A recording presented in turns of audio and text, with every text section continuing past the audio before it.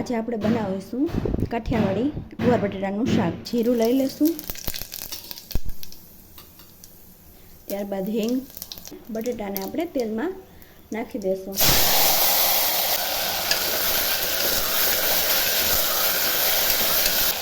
5 minute ગુવાર અને બટેટા તેલમાં સસડી જાય એટલે આપણે એમાં નાખશું મીઠું, ધાણા જીરું પાવડર, હળદર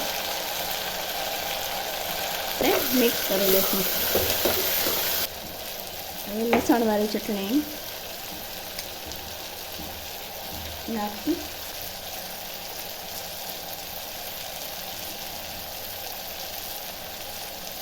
અને થોડોક આપણે ગોળ એડ કરશું, એનાથી સ્વાદ બહુ મસ્ત આવશે। આપણે મિક્સ કરી લઈશું।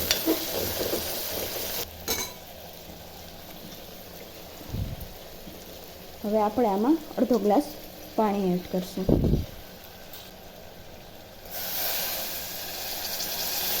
ધાણા ભાજી એડ કરી દઈશું।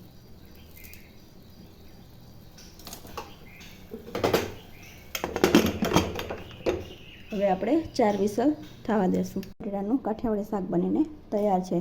અને વિડીયો ન આવવાનું કારણ એ હતું કે પહેલાં અમારે ઉપર મકાનનું કામ ચાલુ હતું અને અત્યારે અમારી ઘરે નાના એવા દીકરીબાનો જન્મ થયો છે, એટલા માટે વિડીયા નહોતા આવતા।